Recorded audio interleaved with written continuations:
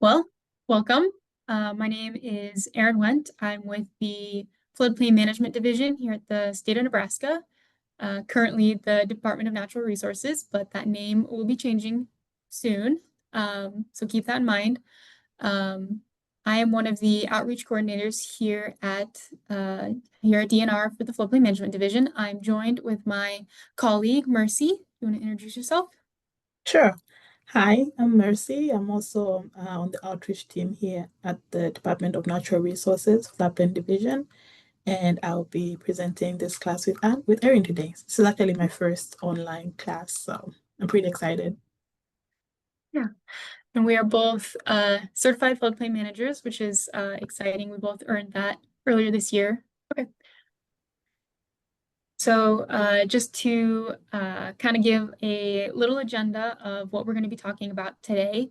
So we'll start off with an introduction, kind of talking about the National Flood Insurance Program and why this is all important for you to know as floodplain administrators. Then we'll go step by step through the permitting process, kind of what to expect and what to keep in mind when going through permitting any kind of development. Then we'll go into talking about base flood elevation determinations, kind of where to find base flood elevations depending on the flood zone and along those lines. Then we'll go into talking about the model development permit applications. So we have our current model, which we'll talk about, and then we'll go into giving a little brief introduction of our new model development permit applications that are coming out soon. We'll wrap up talking about some key takeaways from the class and providing some resources that will help you in your role as floodplain administrator. That brings us to our introductory section. So like I mentioned, we're kind of going to talk about just the basics of the NFIP real shortly, and then go into a little bit more in depth as to like why this is important and such. So when it comes to participating in the National Flood Insurance Program, that is based on an agreement made with the federal government. And that agreement is that flood insurance is going to be made available to communities that adopt and enforce floodplain management regulations that reduce flood risk to new development. And this development is going to be managed according to the local floodplain management ordinance. And that ordinance is based off of federal and state standards. Now, the big thing here that we're going to be focusing this class on is development in the floodplain or the special flood hazard area has to have written permission or permit before starting construction, and that is to ensure a lot of different things. And the biggest thing here is development. Now, development in the eyes of the National Flood Insurance Program includes a wide variety of things. And so the definition here on the screen reads, any man-made change to improved or unimproved real estate, including but not limited to buildings or other structures, mining, dredging, filling, grading, paving, excavation or drilling operations, or the storage of equipment and materials. So a big thing to take away from this definition is understanding that development is not just buildings and structures, it's also any kind of earthwork, and it is the storage of equipment and materials. Those are a few things that are often overlooked in terms of development, but it does need permitted in terms of floodplain management. So why is this process necessary? There's a variety of reasons why this is a necessary process. The biggest one is it's a requirement of the National Flood Insurance Program, which also means it's in federal and state law. So being a participant in the NFIP means you have to permit any kind of development in your floodplain. And that goes back to the agreement that we talked about with getting flood insurance available for your community members. Having this process in place also helps improve community resiliency because it will ensure that new development and new structures in your community are built in compliance, and those standards that are in place are there to protect life, property, and safety. So having the permit process in place helps property owners and developers know how to build reasonably safe from flooding. Additionally, we at the Department of Natural Resources or the Federal Emergency Management Agency will ask for this documentation during a community assistance contact or a community assistance visit. And these contacts and visits are to help ensure compliance with the National Flood Insurance Program, because you need to stay in compliance in order to continue having that flood insurance availability, which leads me to the next slide. So this is a necessary process because unpermitted development in your special flood hazard area is considered a violation in the National Flood Insurance Program. And unresolved violations can jeopardize your community's standing with the NFIP, meaning probation or suspension if no efforts are made to resolve the violations. Now, probation in the National Flood Insurance Program can last for a period of at least 1 year, and flood insurance is still available in a probationary community. However, there is a additional surcharge of $50 to each NFIP policy. And when it comes to suspension from the NFIP, no new flood insurance policies can be purchased in that community, and any existing policies cannot be renewed. So flood insurance becomes unavailable in a suspended community. And suspended communities also have the inability to access certain disaster assistance. So if a disaster occurs and you're suspended from the NFIP, you may not be eligible for some federal assistance. And so it is really important to stay in compliance with the National Flood Insurance Program to continue having flood insurance coverage and even disaster assistance if that comes about. All right, thanks, Erin. I am going to talk through the permit process step by step.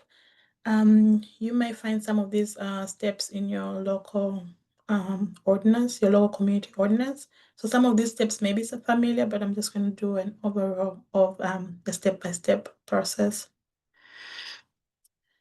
So the first thing you need to do as the FPA is that once the permit application or there is a request for development by members of your community, if that request comes through your office, you need to check if it is in the floodplain or not in the floodplain. So location is the first step that you need to check for. If those applications do not go through your office, like just general building permit application, then you need to be in contact with the office that receives those requests so that you are able to check for any floodplain proposed development. So you can check for the location of where the proposed development is using our interactive maps on the Department of Natural Resources interactive map. I'm sure most of you are quite familiar with this. If not there, you can also find them on your firm panels, which are both digital or paper maps. You can find the digital copies on the FEMA Map Service Center. Communities should ensure that they have easily discoverable contact information for the local floodplain administrator. So most communities have difficulty in getting to even know that they need a permit.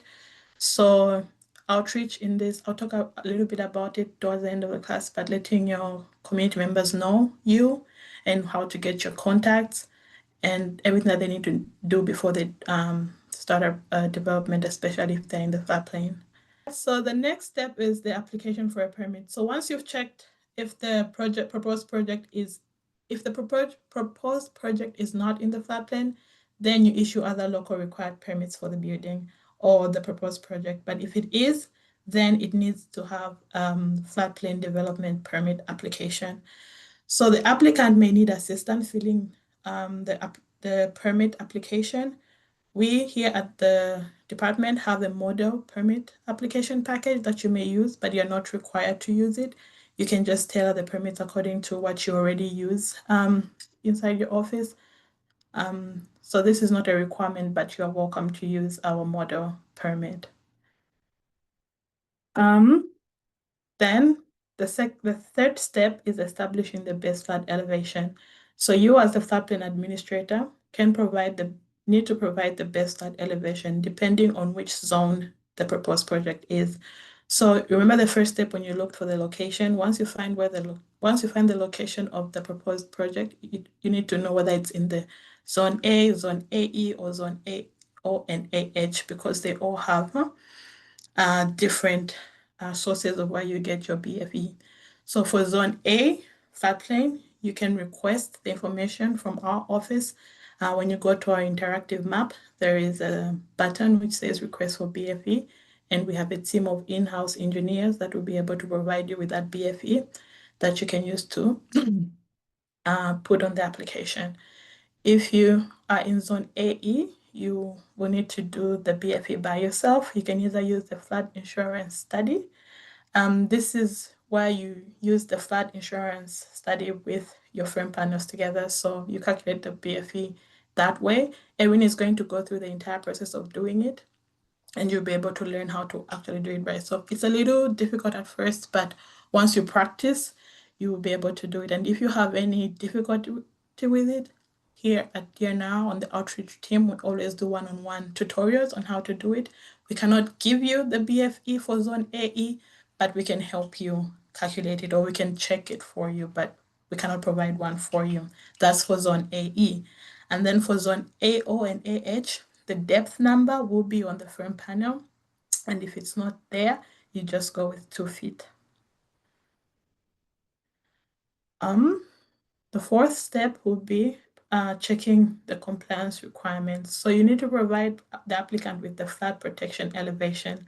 The minimum standard is 1 foot, but other communities may have a higher standard, such as 2 feet or 3 feet. You go according to what the standards are on your in your local community or what's in your ordinance. And then you also need to review the permit for completeness and compliance.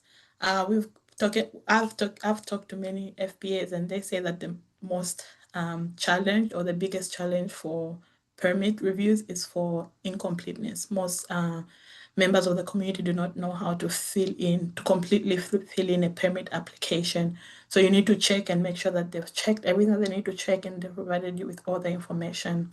And then for compliance, you need to make sure that it aligns with the state minimum standards, any other higher standard that you've adopted as a community, and you can find all this in your local ordinance. So your best bet is to compare it with your ordinance and make sure that the permit application aligns. You also need to check if all the information required is provided. So for example, if you're looking for a location, they need to provide you with the address of where that development is going to take place. If you need grading plans, if you need maps, all that information, you need to be able to, if they haven't given you all the information, you can request for more information. You can also ask for any pre-construction compliance documentation needed. So this could be pre-development elevation certificate, or even flood-proof certifications. The seventh step is to approve or deny the permit application. So it's up to the floodplain administrator to make this decision based on the information that you've been given by the applicant.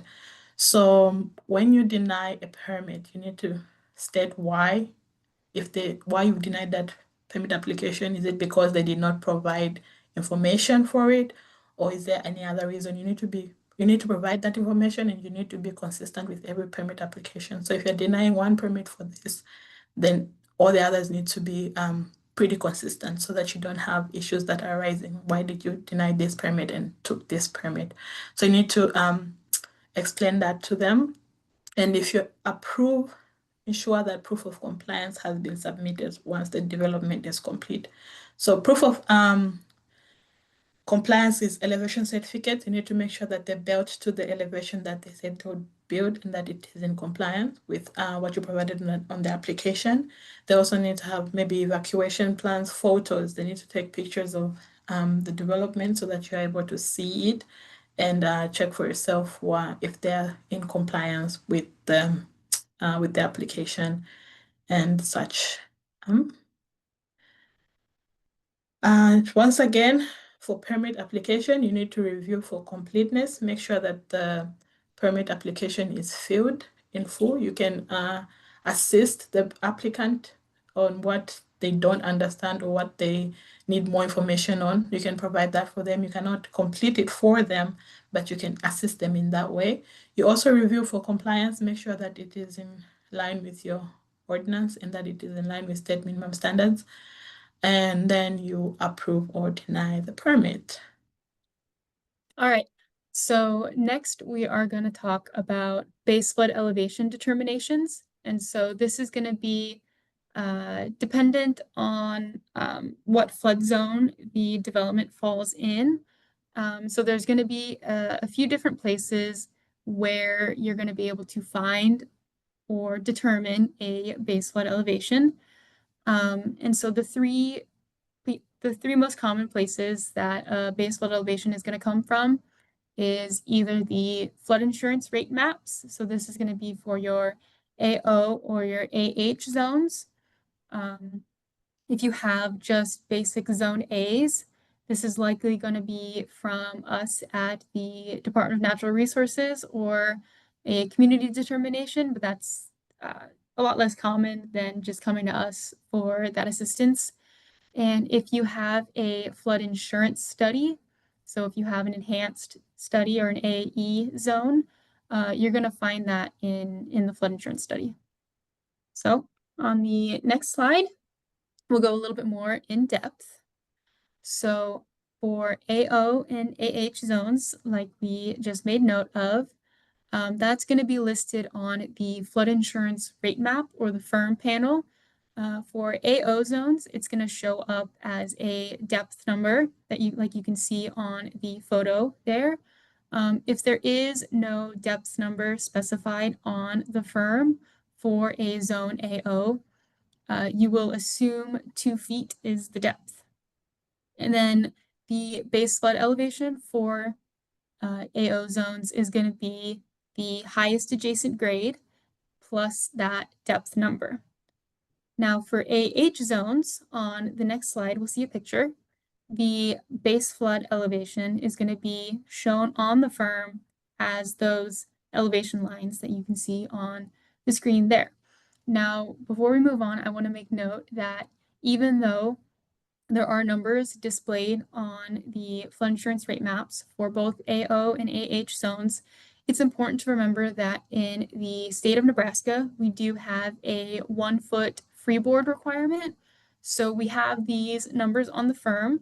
And so to get the flood protection elevation for development, you're going to need to add at least 1 foot to the numbers shown on the firms here.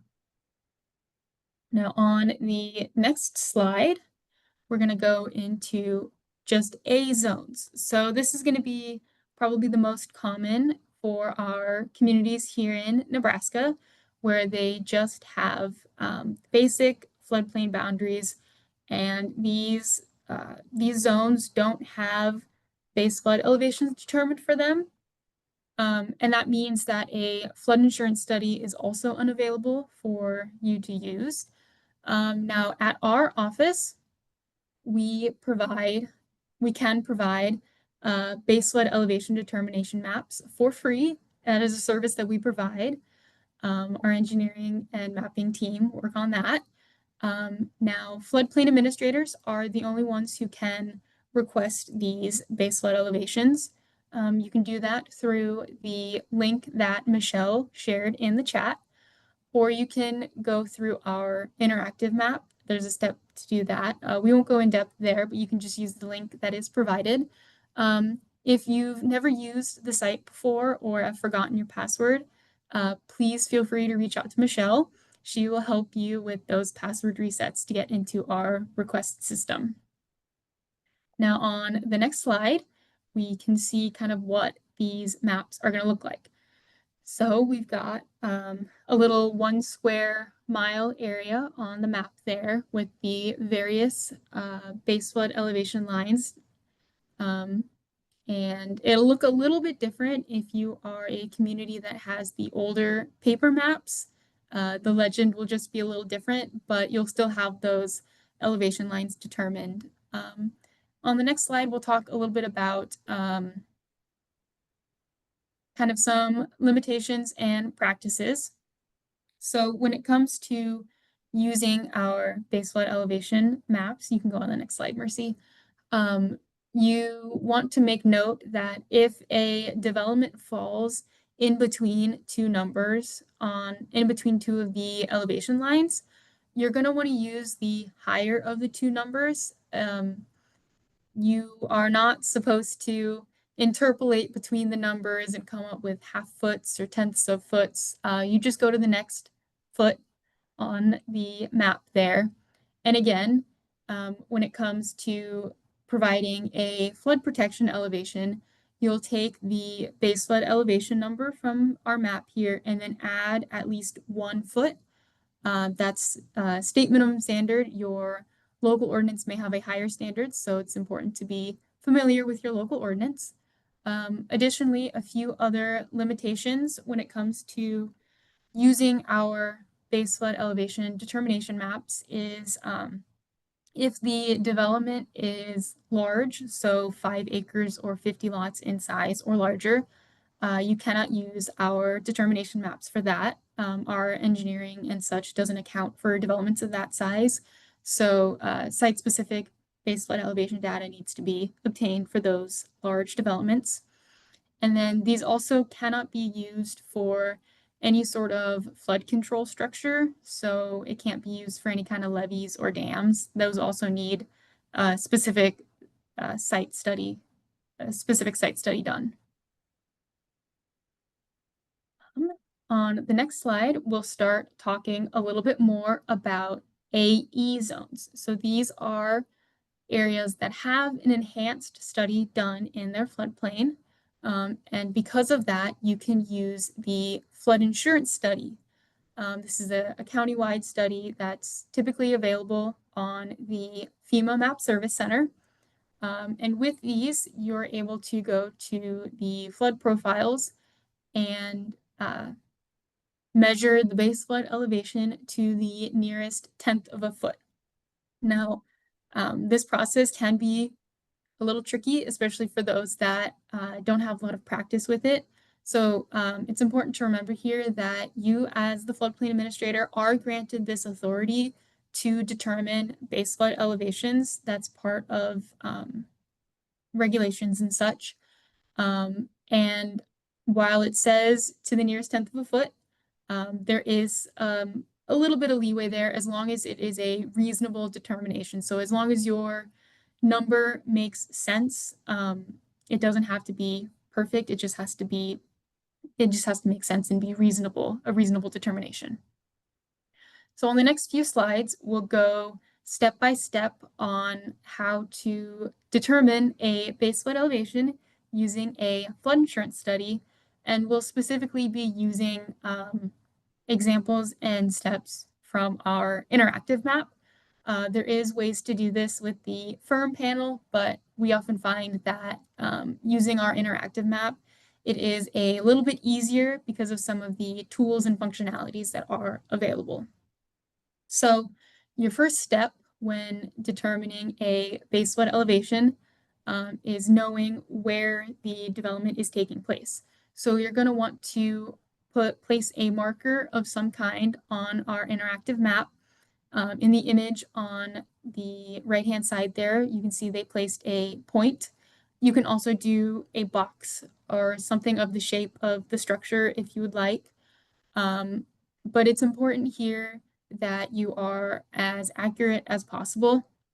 So when the property owner or developer is coming in for the permit application, make sure they provide a site map or something that shows the location of the proposed development clearly, so you're able to find it on our interactive map.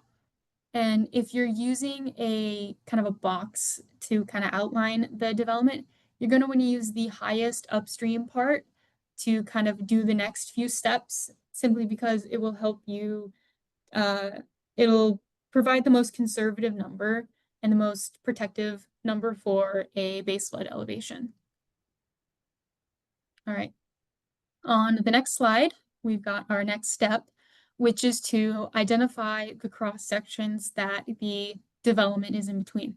So these cross sections are the solid black lines that are intersecting with the stream bed there. And you can see that in the image there, they have, they're in between sections, cross sections C and D. So we'll want to make note of those cross sections because we'll need to remember those when we open the flood insurance study in a later step.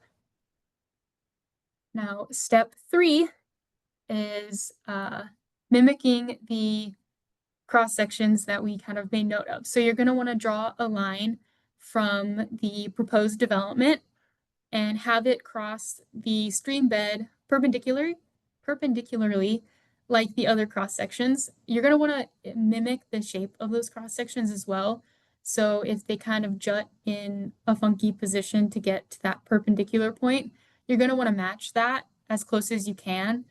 In this particular example, the cross sections are pretty straight, so that makes it a little bit easier.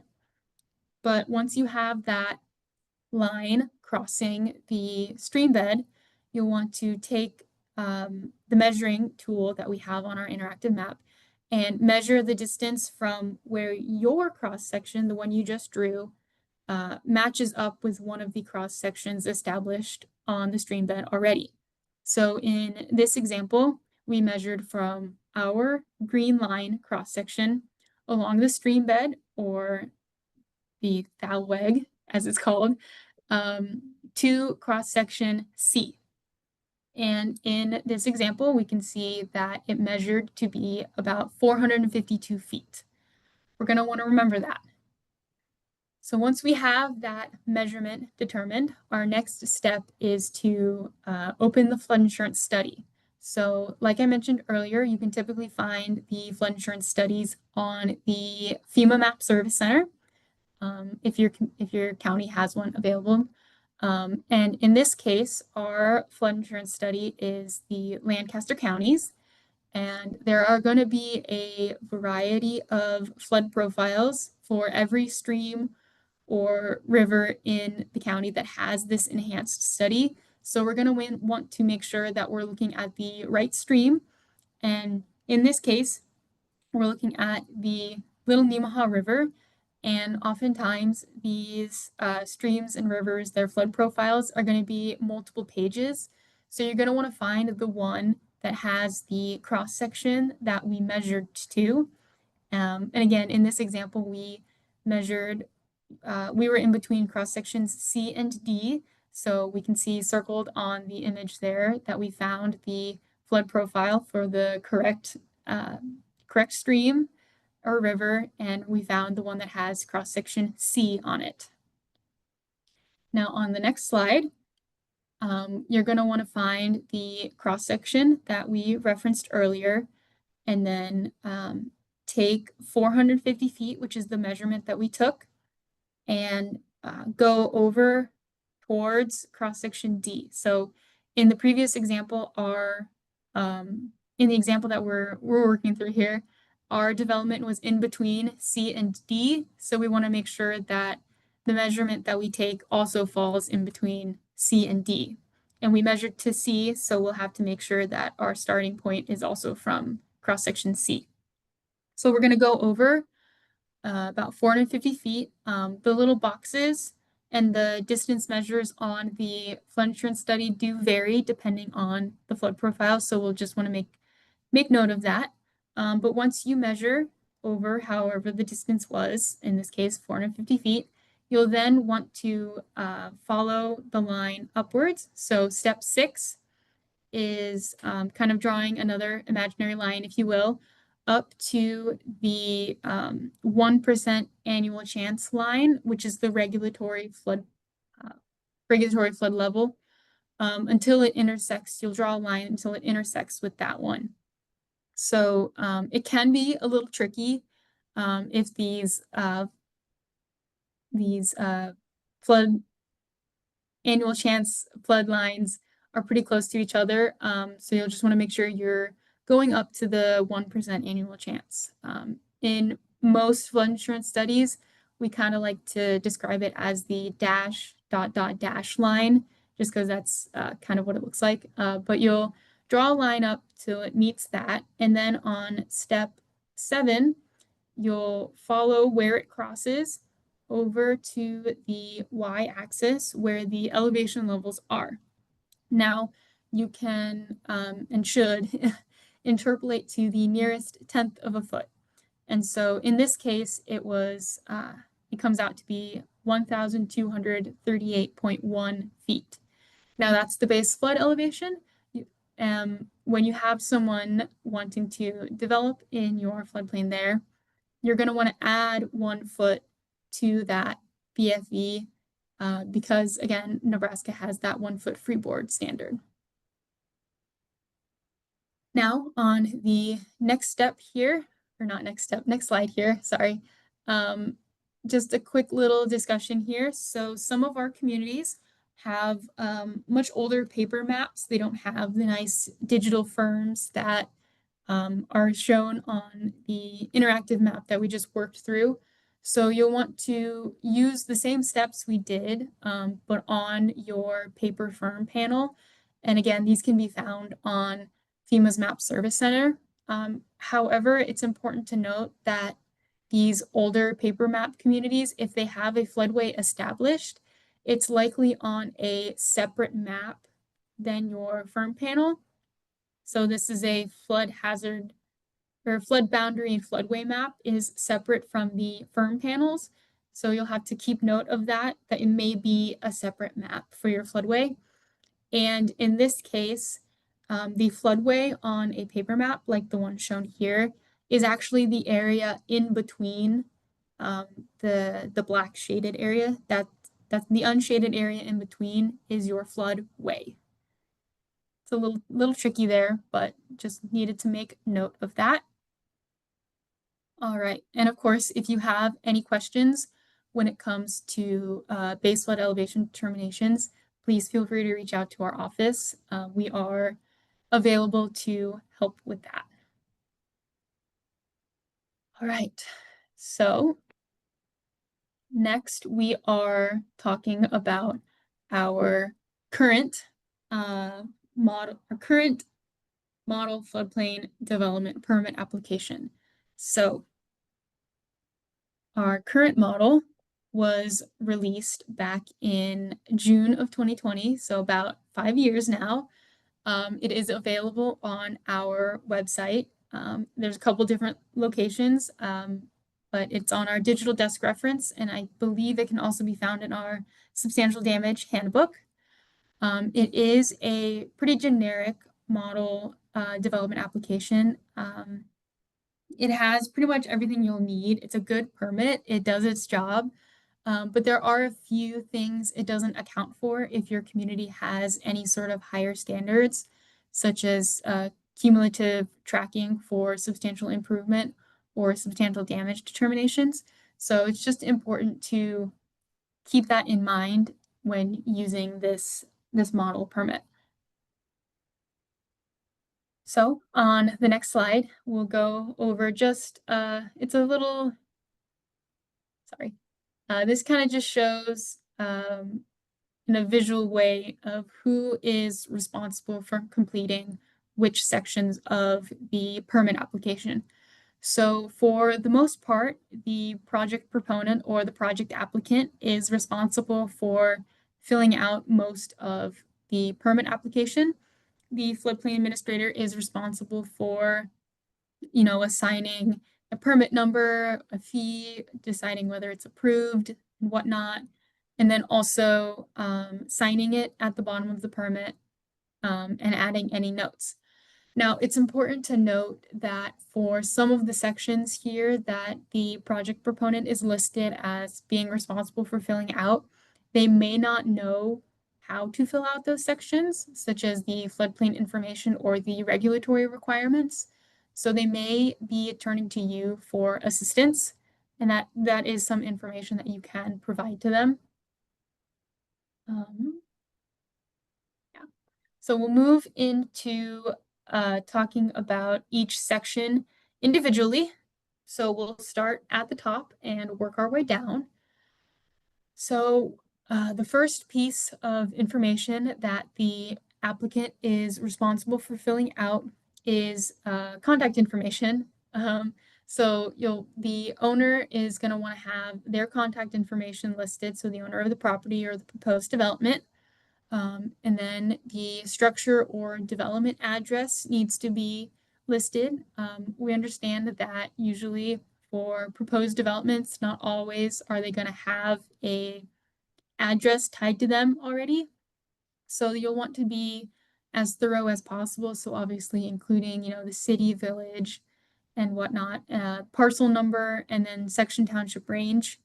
And whatever location identifiers are available for the development, you'll want to have included in that section there.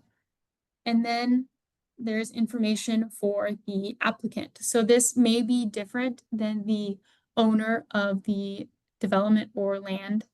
And typically the applicant is going to be the primary contact for if you have any questions on the permit application or the development going on.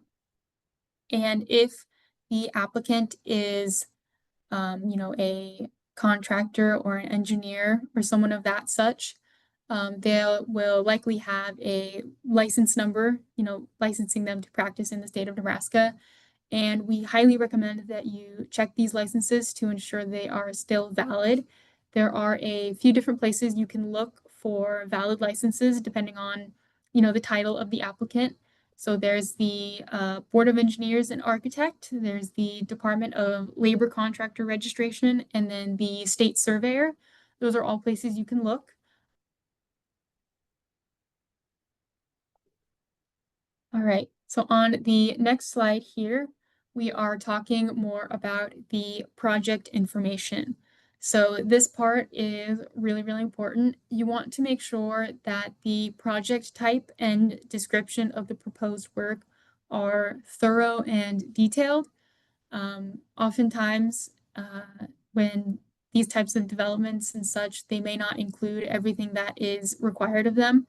So for example, a new residential structure, they're going to want to mark, obviously, residential structure for project type, but they're also going to want to mark new construction. And if there's any grading, fill, or excavating happening, they're going to want to have that marked as well. And it's just going to be dependent on the type of development going on.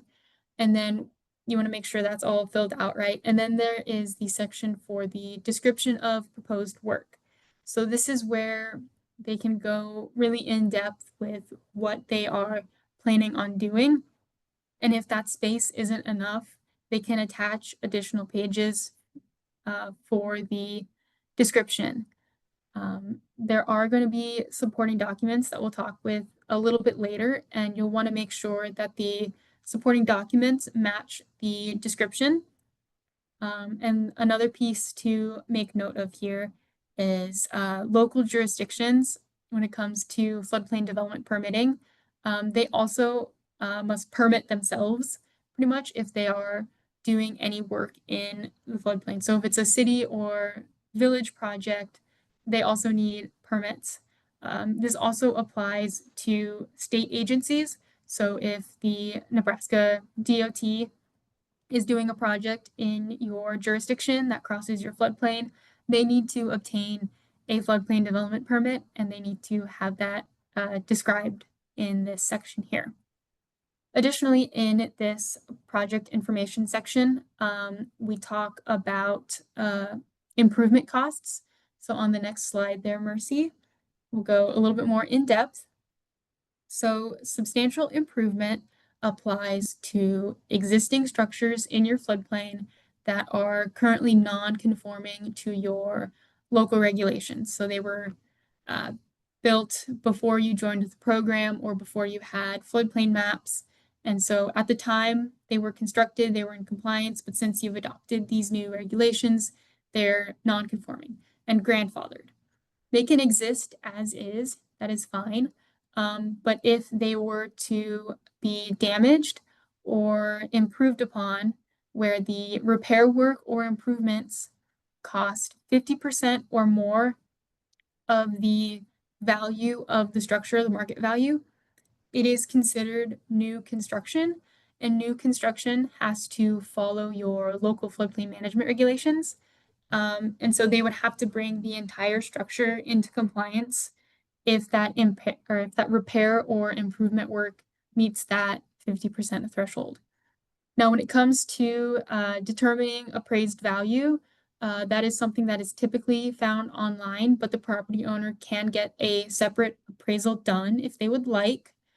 And the expectation here is that the property owner or the applicant will include the costs of the project, the cost of improvements or repair work compared to the valuation of the structure, calculate the percentage, and then determine, is the project a substantial improvement? There are a few pieces of work that is excluded in improvement costs here, such as land survey costs or costs to obtain or prepare plans or anything that is correcting any sort of health, safety, or sanitary code violations.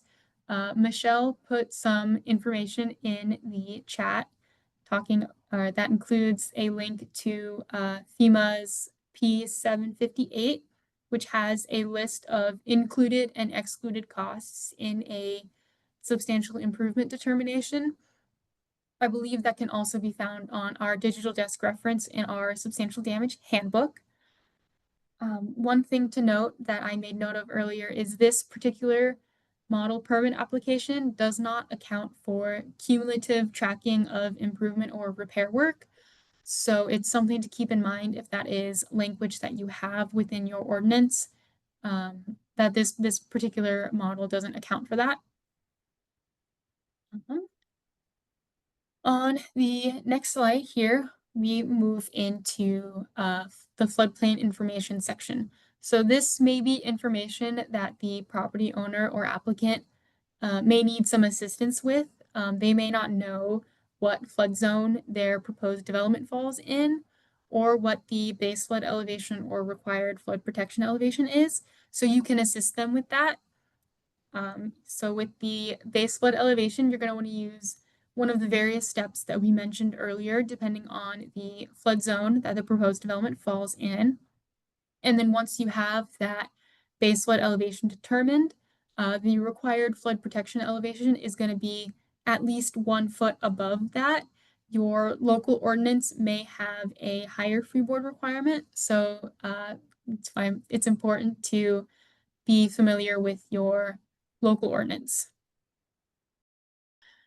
So this last bit of information here on the floodplain information section is asking if the property is within a floodway.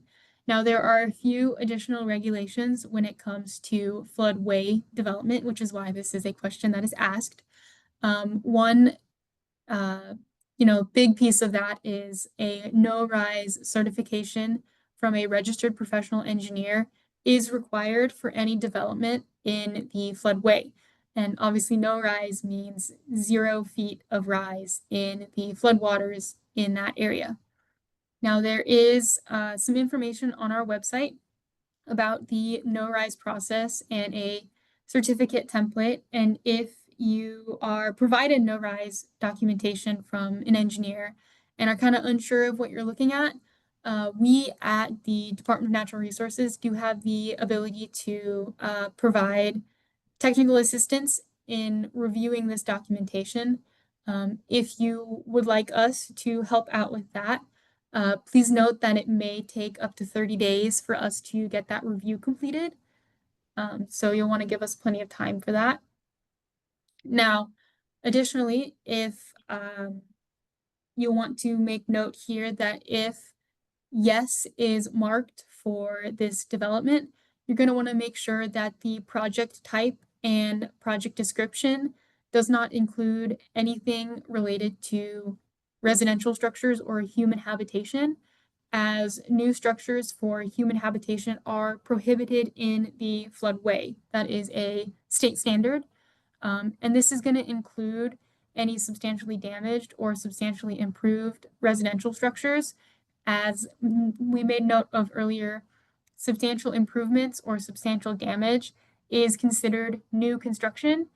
And so new construction for human habitation is prohibited. Now on the next slide, we are getting into the second page of the permit application, and this is the regulatory requirements section. Now again, the project proponent or the applicant may not know all of the regulatory requirements, so you may need to assist them with this section, but it's going to be dependent on the use of the structure as to what the regulatory requirements are. So when it comes to residential developments, the only compliance option there is elevation. So you'll want to make note that if the project type is residential, that they have elevated check marked here. When it comes to non-residential development or accessory structures, there are a couple other options for them. They can either elevate or they can floodproof it, either wet or dry floodproofed, either dry floodproofed with a registered professional engineer certifying it, or they can have vents or openings in the structure to equalize the flood force pressure, the flood force pressure in time of flooding. Now, elevation certificates are also something that is under the regulatory requirements. It's typically used for compliance purposes to ensure that the lowest living floor is elevated to or above that 1 foot above BFE. So if that's something that they need or will provide, they will mark it in that second section. And again, when it comes to floodproofing, they can either dry or wet floodproof it, and depending on what they mark, will vary what the supplemental documentation is that is required. And again, when it comes to developments and such, you'll want to make sure that the servicing equipment, like the heating and AC, is also elevated to that 1 foot above BFE. FEMA does have some technical bulletins available. If there is non-residential floodproofing going on, Technical Bulletin 3 is a good resource. And then if there are any flood openings, you'll want to refer to Technical Bulletin 1. And the rule of thumb, or the requirement, I guess I should say, is when it comes to flood openings, that there are at least 2 openings on 2 different walls of the structure that have a net area of 1 square inch for every square foot of enclosed space. That is the wet floodproofing requirement there. So you'll want to note that if there is enclosed area below the base flood elevation, they'll likely need these flood openings that meet that 1 square inch per 1 square foot requirement. So we're getting almost to the end of the permit. So this next section here is the required submittal documents. Now, like I made note of, this is going to be dependent on the type of development and the type of flood zone that the proposed development is in. But almost always you're going to need a completed application and a location and site map, just so you know where it is, and that they have the application completed, obviously. When it comes to, the different types of developments, if it is a structure, you'll likely need an elevation certificate. You can have pre-construction elevation certificates for new structures that are based on construction drawings to ensure that they are planning on elevating it to the proper level. And if it is a non-residential structure, they can either provide a floodproofing certificate if they're planning on dry floodproofing it, or they can include the flood openings or the flood vent specifications. And then, of course, depending on what flood zone it's in, other documentation is necessary. So if it's in a zone A or zone AE without a floodway, they're going to need a less than 1 foot rise determination. And that's typically also going to come from a registered professional engineer. And of course, if they are in a floodway, they're going to need to provide a no rise certification. Now, it's important to note that if there are some required submittal documents that that the project proponent has not provided you, you should not approve the permit until you have those documents. You want to make sure you have all of the information necessary to make an informed decision on whether or not to approve or deny this permit. And that burden of proof is on the project proponent. It is their responsibility to get you the required submittal documentations for this permit application. Now, last thing here is the applicant will sign the permit affirming that they have filled out the above information as best they can to their knowledge and that they are going to be in compliance with the provisions and regulations required. Now on the next slide here is the very last part of the permit, and that is the approval or denial section. So with this model permit application, once you sign the permit application, it then becomes the valid development permit. And again, you're going to want to only sign this for approval if you have all the required documentation to make that informed decision. It's recommended that you keep this permit with any other required permits for this development, whether there are other building or zoning permits that your community requires. And of course, you can add notes about the permit in that little note section there. You can add things such as a permit expiration date. So if they don't start work by a certain time, the permit is no longer valid and they have to come in for a new floodplain development permit. So one other thing to make note of is that sometimes these developments are going to have other permits tied to them. Like I made note of, your community may require other building or zoning permits that you'll want to make sure that they have. But these developments can also take places in areas that require additional permits, such as any kind of endangered species determinations from game and parks or wetland or stormwater permits from Department of Environment and Energy. And the Corps of Engineers may also have permits required for certain sections, such as 404, 408 permits. So you'll just want to understand that sometimes these developments take more permits than just a floodplain development permit. And if you need any assistance, you can reach out and we can try and direct you to the people you need to talk to about getting these other permits. Start on with introducing the new model floodplain development permit. Structure and non-structure. So the new model permit applications comes in two parts. Okay, it comes in three parts. It has the structure and the non-structural permit, and it also comes with the document for request for more information. So these permits are separate. For structure permits, those are permits that have residential or non-residential type of projects. And for non-structural, those are like storage of materials, maybe it's just excavation or grading or such. So the permit will also come with instructions on how to fill out the different sections. Both permits will. So each permit application will have instructions on how to fill it out. It will mention which various sections, who fills out which sections. It will explain where or what to fill in case you not sure on what is. So that is what the instruction document will have. The request for more information will also be a separate document, which will be available for the floodplain administrators when proposals are missing information.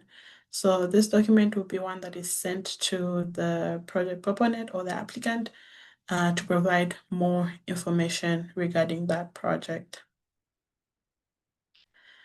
As I mentioned, the non-structured development permit is a simpler and more functional format of the model development permit. It has got clear sections. So as you can see from the image, it has section A, section B, and as such. And so even when you have a question, you can quickly refer to which section you mean. And that way it's easier to follow and to fill out this permit. It will be used for developments such as mining and grading, as I mentioned, or storage of materials, things that are non-structural. And so this makes it more easier to fill in one that is specifically for non-structural. And that is what we're going for this new model permit, to make it easier for the floodplain administrator and to make it easier for the applicant to use and to fill in. This is how the look of it will look like. So it will have about 2 or 3 pages of it. So the first official page will look more like the old permit, except it's going to have the section as I highlighted before. It is also going to have more check boxes. For example, including development activities, including submitted documents and such. And so it's going to have more check boxes on where you can check as regards to the project. And then the others page will have the section C and D. And so from the instructions, it will tell you that section A, B, and C will be filled out by the applicant, while section D will be specifically for the floodplain administrator. I'll talk a little bit more about this as I go through, but this is just the overall look of the permit. It's much more clearer. It has the formatting is a little different from the permit, and it has just clear check boxes on where you should check for what is pertaining to the project. So the section D, which I mentioned later, will be completed by the floodplain administrator. So this is regulatory information. So you have to check which FEMA flood zone the project is, provide the best flood elevation depending on the zone. And so as Erin had mentioned earlier, if it is zone A or zone AE or zone AH and O, that would need to be indicated here. And that you also need to indicate the best flood elevation once you calculate that, and also indicate the source of where that best flood elevation is coming from. So if you did calculate it using the firm or flood insurance study, you go ahead and check that box, or if it was determined by us for zone A, areas, then you need to check that, or any other, in case if you went to a surveyor or an engineer was able to calculate that best flood elevation for you, you need to provide that information. You also go ahead and provide the required flood protection elevation. So once you calculate the best flood elevation and then you add that required elevation, whether it's the minimum standard, which is the 1 foot, or if you have a higher standard of 2 feet, you're going to go ahead and provide that on the required flood protection elevation. And then you're going to go ahead and check where the proposed development is, if it is designated in the floodway. If it is, those requirements that Erina talked about are going to apply. No human habitation in the designated floodway. If it is, if it's not, all developments in there will need to have a no-rise certification. You're also going to check for development in all flood zones. So is it anchored? Are the materials and equipment resistant to flooding? So these are all new from that are not on our old permit. So for development in all flood zones, you're going to have to check whether it's pertaining to any of these questions that it's asking here. So this is another new part about the new non-structural development permit, is that you'll be able to indicate if the project is anchored, if it has got adequate drainage, if all electric, heating and ventilation, plumbing and any other services located to prevent entry of flood waters. And then you're also going to check if the materials that are buoyant, are they flammable, are they explosive or injurious to human or plant life. If specifically for this last one, if you check yes, then the permit cannot be approved, and then you can go ahead and explain further to what they can or cannot do in that for that project, exactly. And then you also have that application for official use only. That is where you check if the permit has been approved or denied. And you also put the permit approval date and the permit expiration date. And then we move on to the structural development model permit. This one is for non-residential and residential projects or developments. It will also go for any other structural projects that you may have in the floodplain. So again, this is a more functional format of the model development permit with clear section and easy check boxes, and then it will be used for such.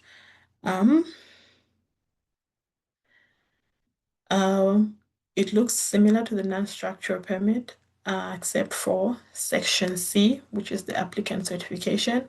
For this permit, we put in more wording just to highlight the gravity of the permit and to make sure that the applicant understands that the information that they're providing and that they're going to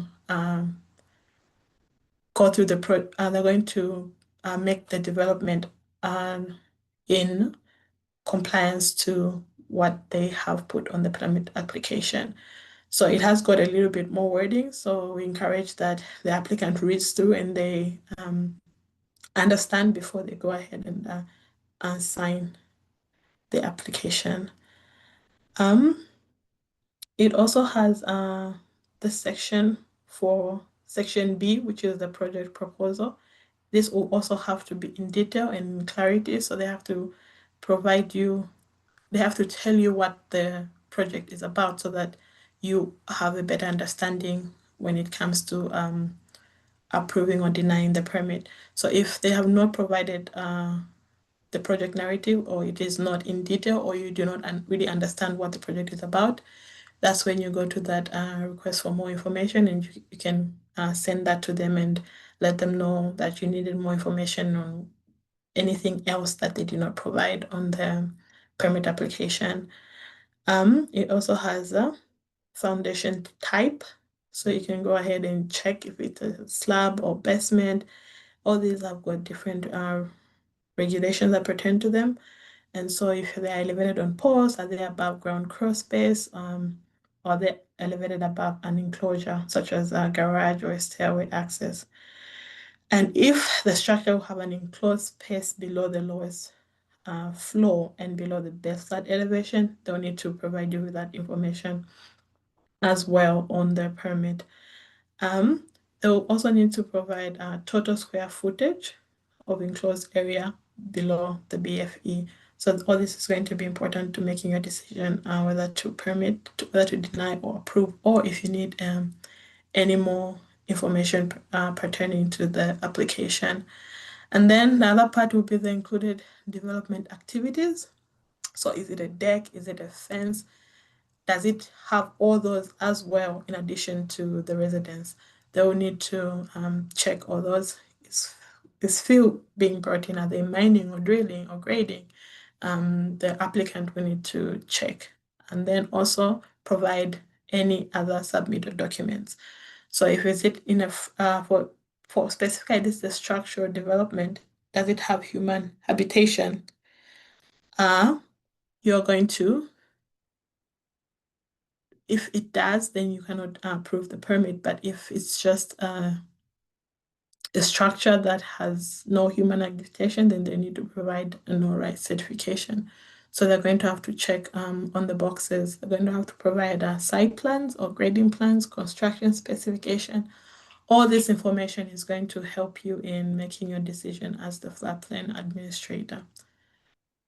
Right, so Section D for the structural development permit also has a little bit more than the non-structural permit. So you have to fill in, excuse me, the usual zones and baseline elevation. But then for this one, you have sections that have regulatory requirements and substantial improvement determination, which have also been are more in depth than the odd permit. So for example, the residential, you need to provide the minimum required elevation of the top of the lowest floor.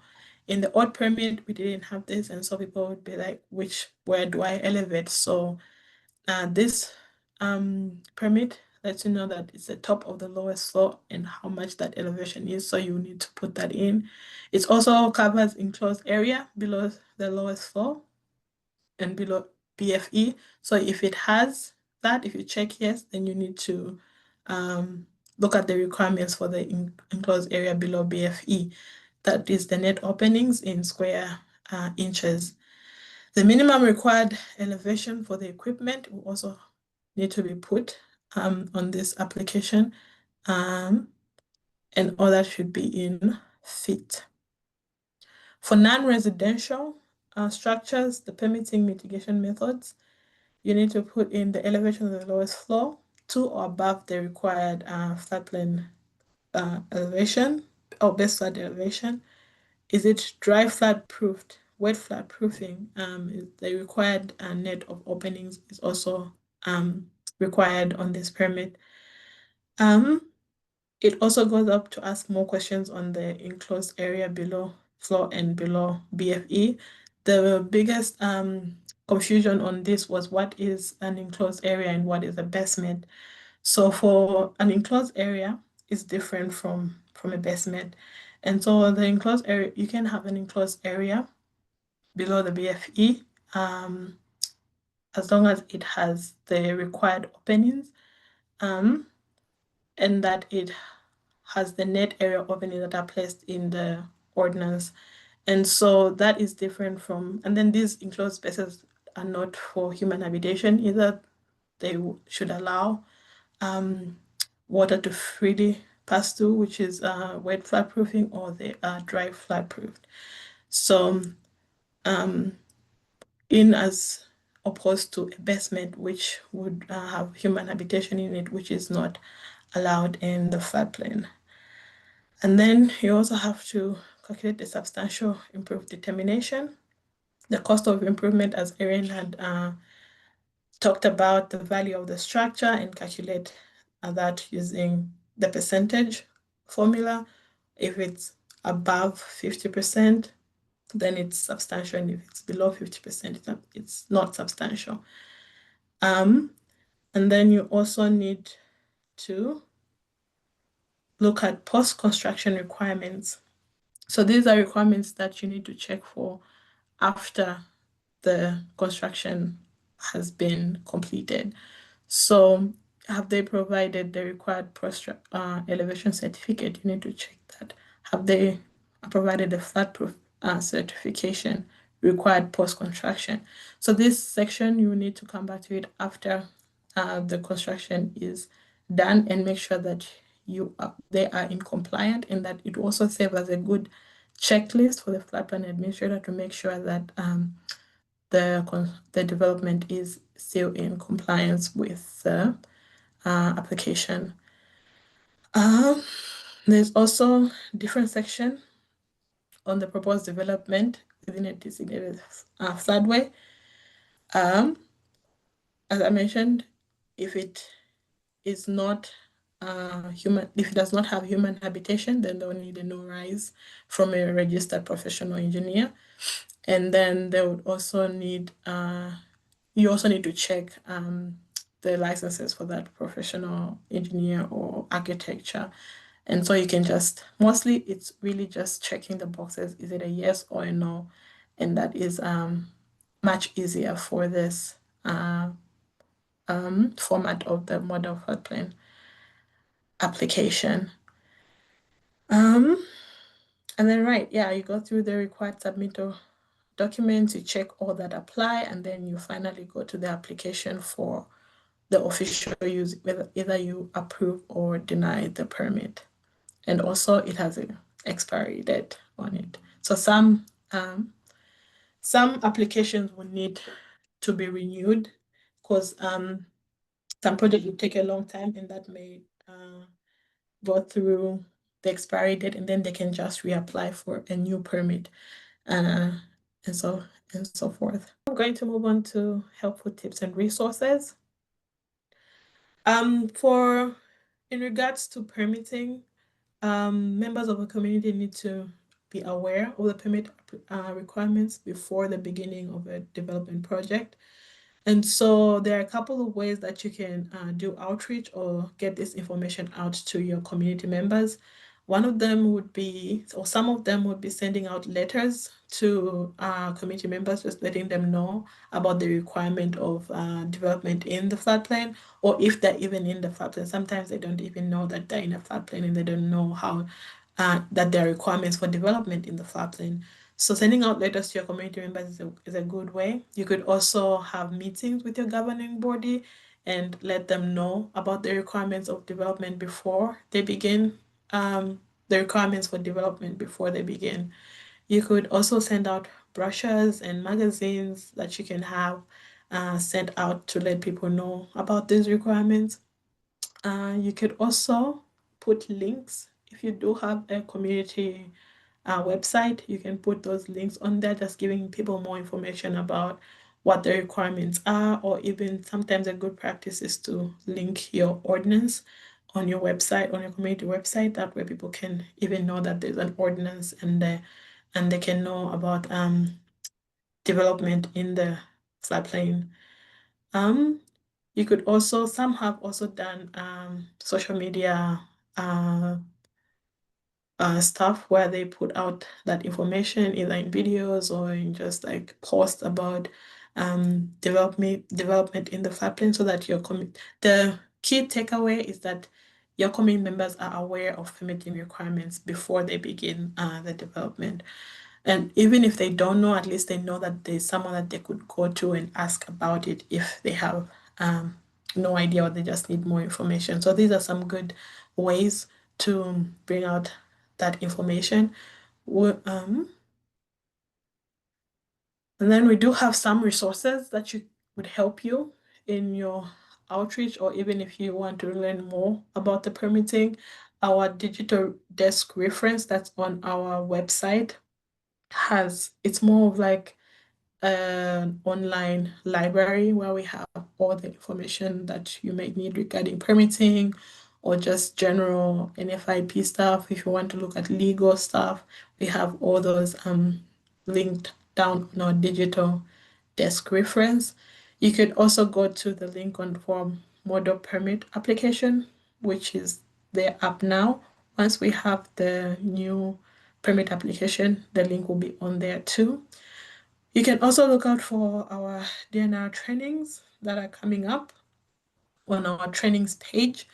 The trainings page is a little tricky to find. You have to go to our website and then actually click on floodplain and then scroll down. That's where you'll find the NDR trainings. You will not see it once you click on just floodplain. It will not come, it will not have a drop down. So you have to click on go to the actual site for our floodplain division. That's when you'll find the trainings.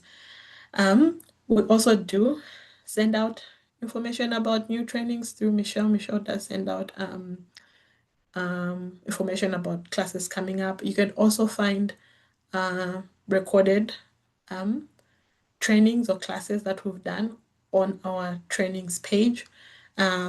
Usually when we do a class like this one, we have it recorded and then we'll put it up. So in case you've missed anything or you want to go back, do a refresher on any other topic, be it substantial damage or you're new to being a floodplain administrator, you can go to our trainings page and you'll find most of our classes there. So the key takeaways for this class would be floodplain permits are required for development in the special flood hazard area. So whatever is considered as a development under the NFIP, as you mentioned, whether it's grading, storage of material, residential or non-residential constructions, all those for in the floodplain will need to be permitted, will need to have a permit. For communities that may not have a mapped floodplain and are in the NFIP, or development in the community will need to be permitted. So you need to remember that as well. You also need to remember that the model permit application is there to assist, but it is not required. You can tailor your permit application to the way you do other permit applications, or just the way you want it to look or feel.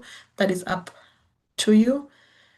You also have several resources to assist here. We provide technical assistance. So even if you have just a question, you are welcome to call us. There's going to be contact information and emails at the end. So you'll be able to use those to call us in case you have a question or you need assistance on something. So we provide those and more resources. When you review a permit application for completeness and correctness before deciding to approve or deny. Completeness, make sure that it is filled in full. All the boxes that need to be checked are checked, and all information that needs to be in there is in there, and make sure that it is also correct. You need to check that the information is correct so that it gives you a better understanding of whether to approve or deny the application. Always ask for more information needed. You as a floodplain administrator, you're not bound to the timeline of the project. You're bound to make sure that the application is compliant and it is complete, and that you are doing your job as a floodplain administrator in the permitting process. So ask for more information. That burden of proof is not on you, it is on the applicant. So make sure that you once the now that we're going to have that document for request of more information, which is nice, you put your information on it. And so once you send it to the applicant, they'll be able to either call you or email you, because they'll also have your information on that request. But that's for the new model permit application. Also, outreach is important. Make sure that your community members are informed. That will make it easier for the permitting process. Once they know that this is required, they know the regulation that they need to abide by, it will also give you a better chance to talk to the applicant in case there are issues that have arisen.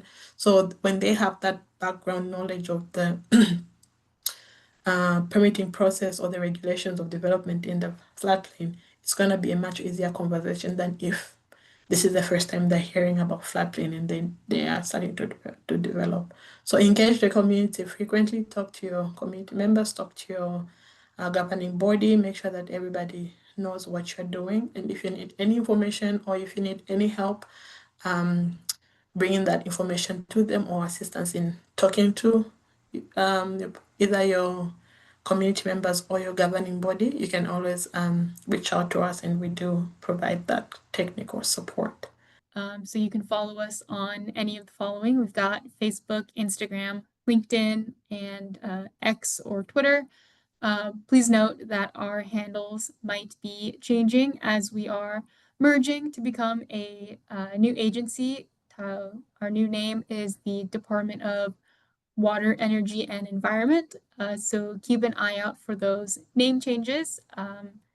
Not sure the exact timeline on that. Our agency will be merging come July 1, but I'm not sure when our names on social media and stuff will be changing. So you can follow us with these handles now, but they may change in the future.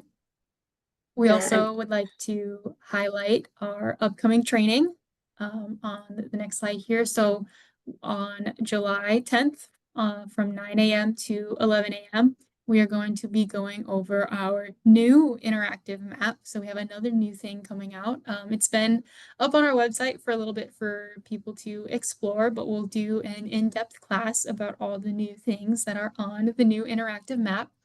And then we'll also talk more about the real-time flood forecasting tool that we have. So keep an eye out. I think registration links may have been sent out via email recently, but you can also find them on our trainings and workshop pages. And that brings us to our contacts page. You can reach out to any one of us on the screen here, and we will be happy to assist you.